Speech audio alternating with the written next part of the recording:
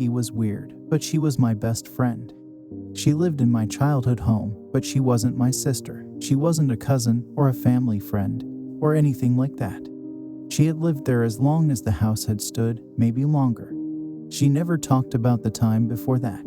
As long as I knew her, Maggie never changed much. Her age was fluid, but not in the way that everyone's is. She was a bit older than me when giving me advice, and a bit younger when getting on my nerves. Her long black hair hung loosely in the space around her head, as if she was always underwater. I never heard her footsteps or watched her walk anywhere. She was simply where she needed to be at all times. When she was cold, her teeth chattered in a way that made my hairs stand on end. She was always cold. The more I learned about the world, the more I noticed things that reminded me of Maggie and helped me make sense of her. Have you ever petted a lizard or a snake? Rub it from head to tail, and it's incredibly smooth. Go the other way, against the grain of the scales, and it's rough, bumpy, and just feels wrong. That's what Maggie's voice sounded like going against the grain, like a voice played in reverse. Maggie didn't have a right hand, not like an amputee or someone with a birth defect. If you looked at her shoulder and traced the length of her arm with your eyes, you'd see that it gets smaller and smaller, but never really goes away. If I looked where her right hand should be, I'd feel sick to my stomach. I remember taking calculus in high school, learning about asymptotes that approach zero but never really reach it. That's what her arm was like. Infinite, but practically non-existent. Always approaching nothingness. I know what you're thinking. I had an imaginary friend. Occam's razor, right. The simplest explanation is usually the correct one. Usually. Maggie was made entirely of impossibilities, and of course no one else ever saw her. On the rare occasions that a friend from school would come over to play, Maggie stayed hidden. My parents would get uneasy when I'd talk about her. "You're creeping us out," they would say. "Please, just stop." I learned not to talk about her to anyone else. How did I know that Maggie was real? To put it simply, I had to. Maggie was my only true friend. She was my anchor to this world and almost all of my childhood memories. If she wasn't real, then real was meaningless to me. When my parents would fight, I would crawl under my bed with a flashlight. I found myself under my bed often. Maggie was always there. I would absent-mindedly peel paint chips off the baseboard and ramble on about the difficulties of my cozy, middle-class upbringing while Maggie would draw. Her drawings weren't good. At least not in the traditional sense, but they made me feel something. Isn't that what art is all about? When she was finished with a drawing, Maggie would present it to me with a shy but prideful smile across her face. I would lift the loose floorboard under my bed and stuff it underneath. I amassed quite a collection throughout the years. On really bad days, I would look through them and smile. Pictures of me and Maggie playing in the basement, hiding under the bed, eating popcorn on the couch. I wasn't much of an artist, but one day I decided to make a drawing for Maggie. I spent what felt like hours on it. It was my masterpiece. When I handed it to her, she took one look and frowned. "What is this?" she asked without making a sound. "Me and you on the Great Wall of China." I had often dreamt about traveling the world with Maggie. She ripped the drawing into pieces and scattered it across the floor. "You know I can't leave this house." A lump filled my throat. I didn't know if I was embarrassed for myself or sad for Maggie. For some reason, only one thought came to mind. What happens when they tear this house down? She looked afraid. "What makes you think they'll tear it down?" I shrugged. "Doesn't everything get torn down one day? Then I'll squeeze down the bathtub drain. Didn't you say there's a reservoir nearby? I'll swim to it." "You can swim?" I asked. "If I have to." The next day, Maggie handed me a drawing. "I'm sorry," she said. "Your picture was nice. I shouldn't have ripped it up." The focal piece of the drawing was a red sedan. A man sat in the driver's seat, his door open. He had auburn hair and a mole on his left cheek. It was me, as a grown-up. Outside of the car was Maggie. Her hair scattered and flowing, even in the drawing. We were waving to each other. I gestured to the blue background that surrounded the car in all directions. "Are we in heaven?" I asked. "We could be." From that day forward, I couldn't take a bath without thinking of Maggie being sucked into the drain. I often had dreams that I was following her. They may have been nightmares. I was never really sure. One day, when I was in high school, Maggie appeared in the corner of my bedroom. "What are you doing?" she asked, staring at the cardboard boxes scattered about. "We're moving," I said, looking at anything but her. "I'm sorry." "No," she said. "You have to stay.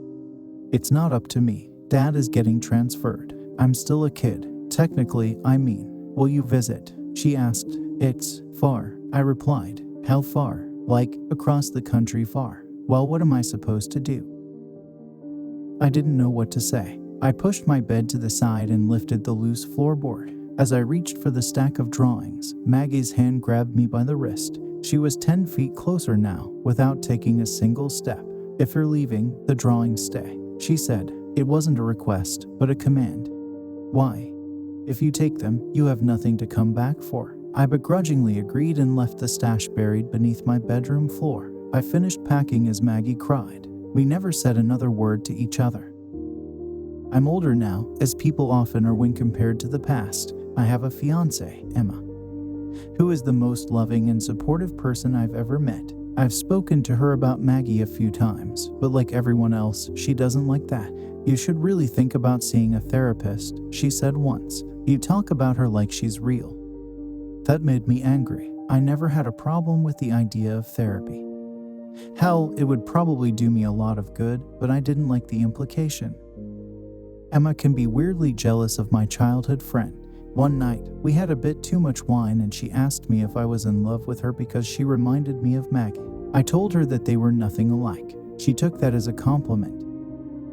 A recent business trip took me back to my home state and I was cautiously delighted. The airport was less than an hour from the house I grew up in, and I decided that the first thing I would do was pay Maggie a visit.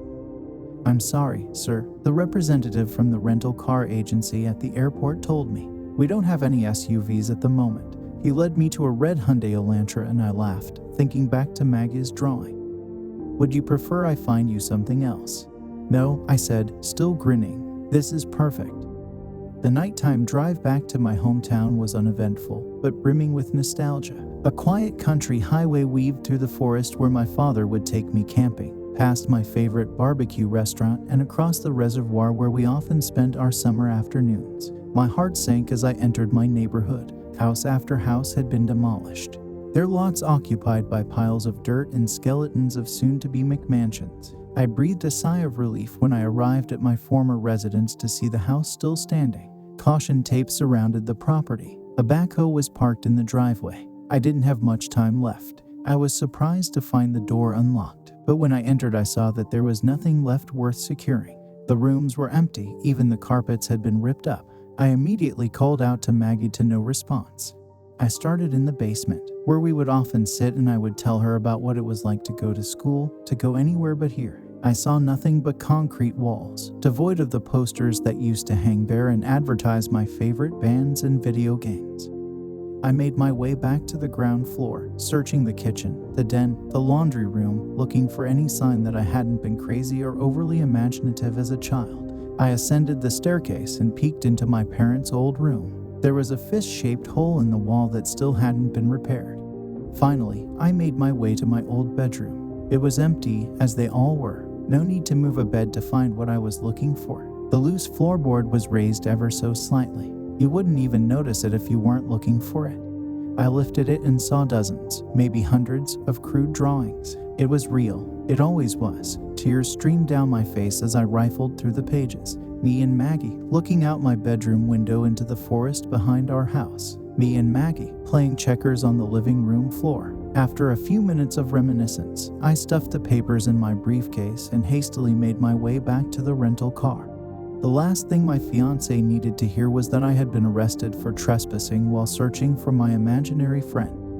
I got in the car and sped out of the neighborhood, making my way to my hotel in the neighboring county. As I was crossing the reservoir once again, I saw a figure ahead of me on the bridge. Long, black hair dispersed gently throughout the air around her. She was too close for me to stop. I awoke in a strange room, blinded by a white light overhead. A raven-haired figure stood above me, calling out to me in a familiar voice. "Baby, are you awake?"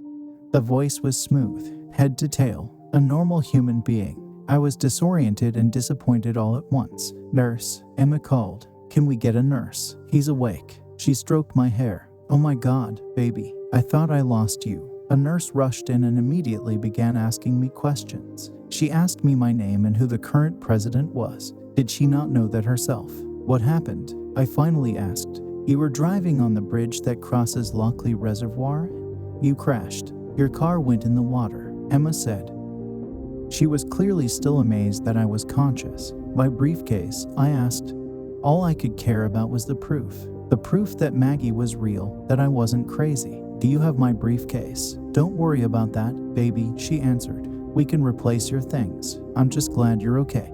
I closed my eyes in anguish. All of those drawings, gone. Nothing was left but the same unreliable memories I'd kept with me for years. A police officer whom I hadn't noticed before stood up from a chair and approached me in my hospital bed. He didn't look as relieved as Emma did. Sir, he began, we need to know the name of the woman who was with you. I didn't understand. I'm here on a business trip, I said. I wasn't with anyone. I was just visiting. Baby, Emma said, a look of mistrust on her face. The man who found you. He said that you weren't alone. He said that a woman pulled you to the shore. A woman with one arm. My chest tightened. Where is she? Was all I could think to say. Well, that's the thing. The policeman interjected once more, scratching his head. He said that she left as soon as you were safe.